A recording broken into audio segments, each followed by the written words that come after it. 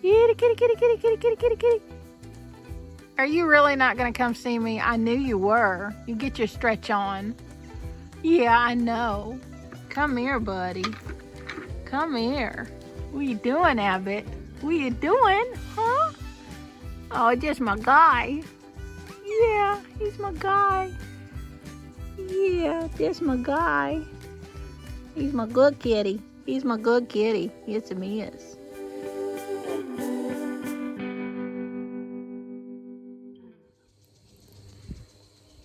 Hey everybody, welcome back to Two Old Crows Homestead. This is Shelly, and today I am planting rhubarb.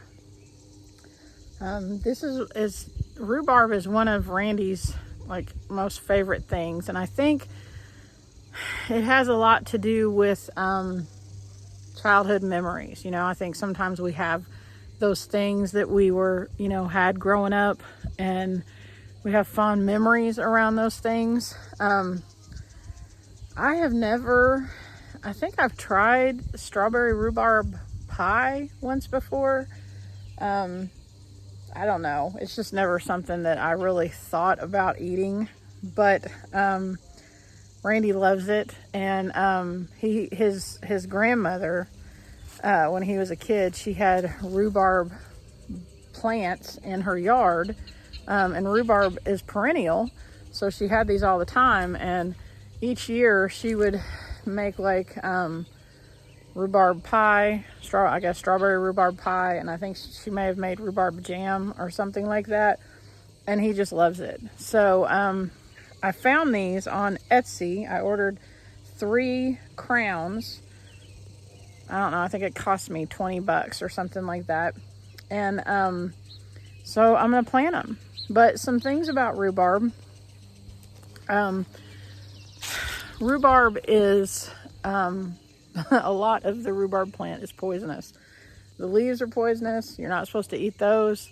The roots are poisonous. You're not supposed to eat those. And the stems, you only harvest those and eat them when they're red. If you get them when they're green, they can make you very ill. I don't think they're poisonous. They're just gonna mess with you. Rhubarb is, it does great. It's, from everything that I've read, it's very drought tolerant, it's heat tolerant, it's cold tolerant. If you're in, I don't think that it can tolerate multiple days of below 16 or 18 degree temps, negative 16 to 18 degrees negative temps. But if you mulch it really well in the wintertime, it's going to stay insulated with that and everything. So that would probably help with that. But, it'll come back every year, and, it's just super easy to grow. So I've read. So this is what I'm going to do. I have this little area. This is on, let me think about this. It's south, north. This is on the west side of our house. Yeah, the west side, because there's the sun setting. So this is on the, I guess the kind of northwest side of our house. And right here is the back side of our deck. This area right here where my shovel's at gets a lot of sun all day long. Rhubarb needs approximately at least 5 hours of direct sunlight a day. But the sun comes up right over there, and going right here, it's going to get quite a bit of sun. This is not, I think that's a Japanese magnolia or something, but it's not super tall, so it's not going to be shading out this area. This strip of area right here usually has sunlight a lot. But if you remember, this is the side of the house. Right there was where I planted, or I didn't plant them, but I inoculated those wood chips with wine cap mushrooms last fall, and I'm still not seeing any mushrooms. But I don't know a lot about mushrooms, and I don't know when they're supposed to come up. So that could still be, over there doing its thing. But right here is where, hey Cooper, what you doing, Coop? What you doing, Coop dog? Huh? So right here, I'm gonna dig 3 holes, and I'm gonna plant my rhubarb, and as soon as I get the holes dug and I go inside and get the rhubarb, I'll bring it out and show it to you. So this is what the rhubarb crowns look like. This is the part that goes up, right here. This is the part that goes up. And I have decided that instead of planting all 3 of them back there, I'm gonna take one of them down and plant them in the food forest. So the instructions that came with this said to soak them in water for an hour, the roots, and then bury them 3 inches in the ground. My holes are a little bit more than 3 inches, but I'm thinking, like, if this is the top, that should probably work. Yeah. All right, so you can barely see that one sticking out, and that one over there. Well, there's a little like stick in the way. You can barely see that one sticking out. I'm going to water these in.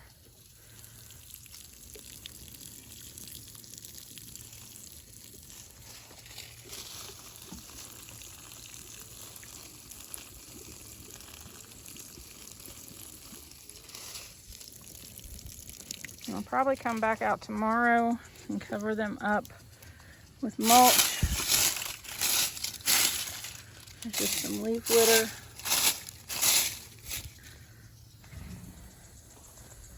So let's go down to the food forest and bury that one. I'll leave that one down there. All right, I got this one watered in the ground. I'll bring some mulch down tomorrow and mulch around that. So while we're down here at the food forest, it's been about a week since I've been down here. Let's just see if we got anything going on. I don't see any asparagus coming up. Let's see.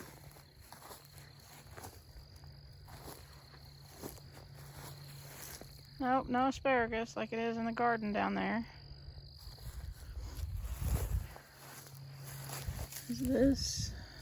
I've got a blackberry right there. It's coming up.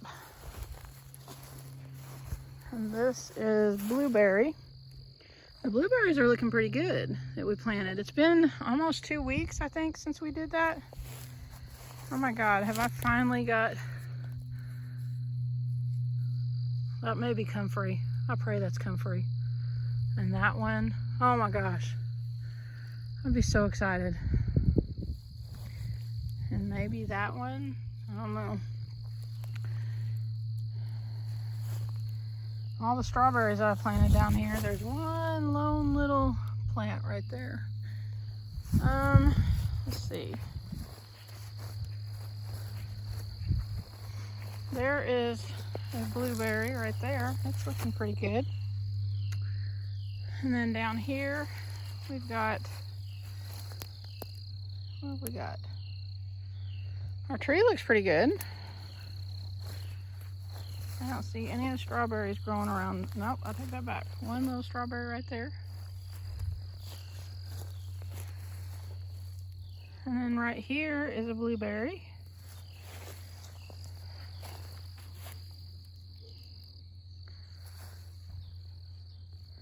There is raspberries. Ground cover raspberries. And over on this side is more of them. This tree's leafing out pretty good. There's my little huckleberry. He looks a little bit pitiful. Another blueberry bush. I'm really pleased with how the blueberries are doing. Here is, oh no, there's my fig, and the deer have been eating on it. Ah! Maybe it'll make a comeback. Let's see. Blackberries.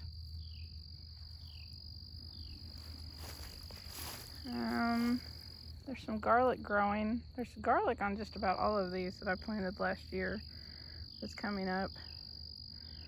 It doesn't look hopeful for the strawberries.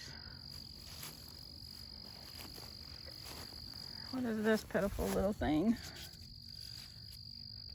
This is my elderberry. I actually have more of these at the house that I can bring down here that are in pots in the house. There's a blackberry. These are thornless blackberries. What is this one?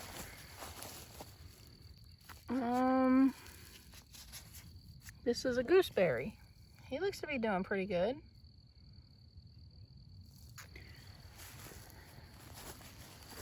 And then this one, look at the leaves on that. Remember when we were down here and that, no, that one was the one that had no leaves. This one is leafing out pretty good now. And I did put bone sauce at the bottom of it. Hopefully that's keeping the deer away. But it looks like we're doing good on leaves. But this one has really taken off on leaves too. It didn't have a lot. But check out the comfrey. This one down here is going gangbusters with the comfrey. Super pleased with that. But again, all those strawberries. I wonder if it was just too dry. And then over here we've got a mulberry on this side and a mulberry directly opposite on the other side. And it looks like a deer might have bitten the top off of it. So I may need to come down here and paint it a little bit at the bottom with some bone sauce. But the leaves are looking okay.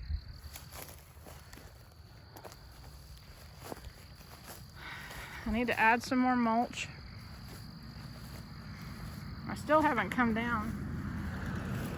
I've got all these flags down here to tell me what is where, because I'm going to come down here with my notebook and just start drawing a map and where I have stuff placed. Because even though I planted 3 of these trees, I can't remember. I think one's a pear tree and 2 apple trees. Or maybe one's a peach tree and 2 apple trees. I don't know. I need to go back and see what I bought. And I may have actually written that down somewhere. But I need to keep a map because I don't remember. I know what I have down here. I just don't remember where everything's at. And I know that once it starts growing, you'll be able to identify it by its fruit. Hey, that'll preach, wouldn't it? But for right now, I'm not sure what is what. So that was a little update on the food forest. And even though it still looks kind of puny, I'm pleased with how it's going. Because the food forest, I'm in that for the long game. That's going to be something that hopefully will be producing year after year after year. And the more mulch I get down there, the more moisture the ground will hold, and you know, keep those nutrients there and all of that kind of stuff. I'm really excited about that. I am a little bummed that it looks like I've had some deer issues. I kind of thought putting the bone sauce on all the trees would have kept the deers out. The deer out, deer is, it would have kept them out. But, yeah, that totally threw me off. So I'm gonna have to go back down there and add a little bit of bone sauce to the fig, and hopefully it will bounce back.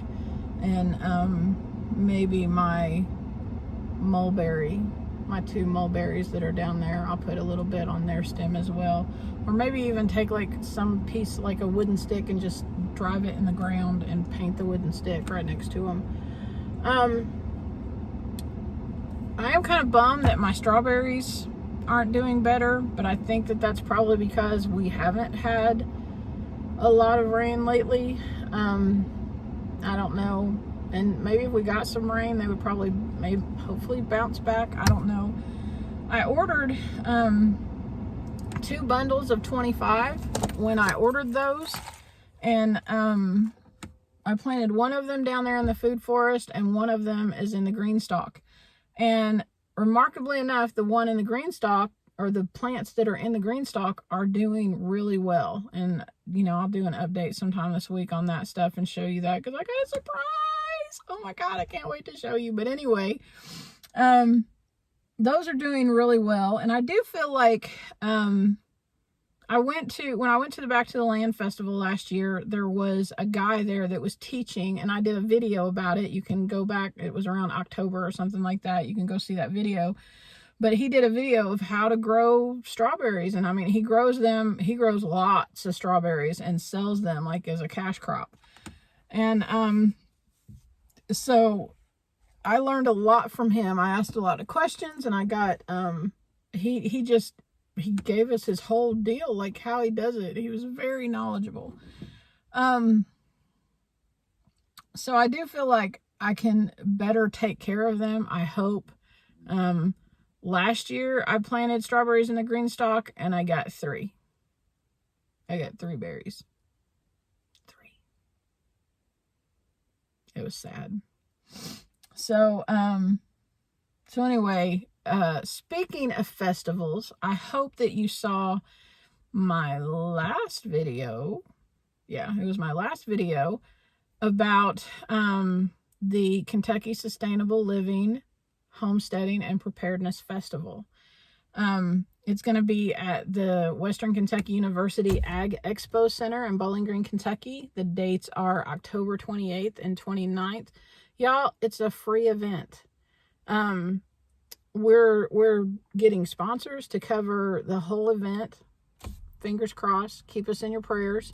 But we want to make, it has always been the goal of Kentucky Sustainable Living, our group, our Kentucky group. It has always been the goal to, you know, teach people how to do this, how to homestead, how to get prepared, how to be self-reliant, and all of that kind of thing. Building community. It's always been the goal of our group. And we want to continue that. So, you know, if you're really good at something and you're close and you want to come and speak, reach out to me. Comment below. Email me. My email is shelly.randolph@gmail.com, and that's SHELLI RANDOLPH@gmail.com.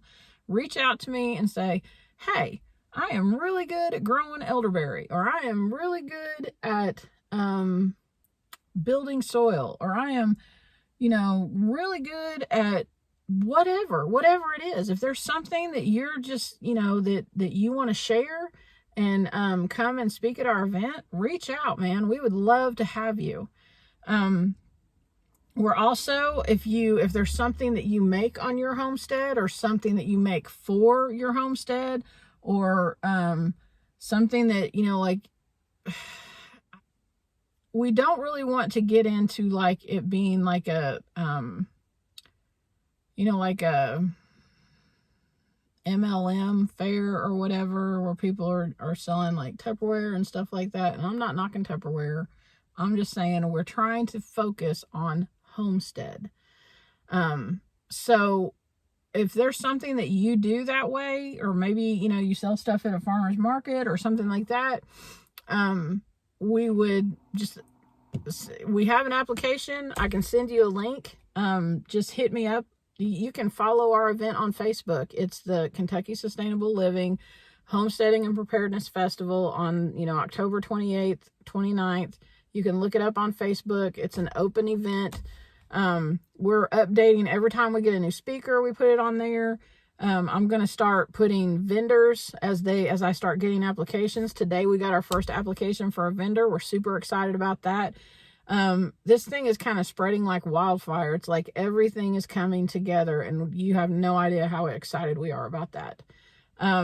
So yeah, if you, if you're close, if you're far, if you know, just want to take a trip or whatever, come see us, man. It's just going to be a great event, and we would love to have you. We would love to meet you. We would love to build community with you.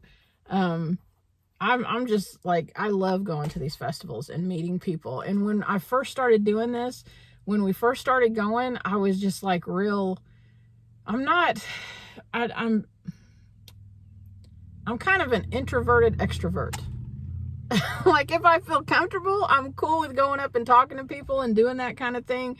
But it's just not, I'm not that person that just goes out there and does that. But going to these festivals, man, I have met the most amazing people. Like, seriously, the most amazing people. And they're just like doing the same thing that we're doing. You know, they're trying to grow their own stuff. They're trying to not make as many trips to the grocery store. They're trying to not be reliant on the system. I'm trying to choose my words wisely, but it's just, you know, we just learn from each other, and it's amazing. And everybody is just like, yeah, I'll show you how to do that or whatever. And I just love it. So anyways, we would love to have you. We'd love to see you. I kind of rambled on and on and on, but I'm super excited about this festival, and I'm super excited about seeing you all and meeting new friends and all of that kind of stuff. So anyway, I hope you have a blessed evening. Today is, I don't know what today is. Today is Wednesday. I hope you have a blessed evening.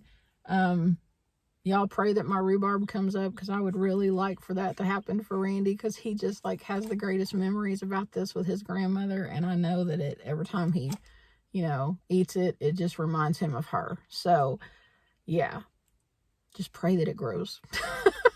Anyway, I hope y'all have a blessed evening, and I'll talk to you later. Bye. Yeah, God bless you. Have a great day.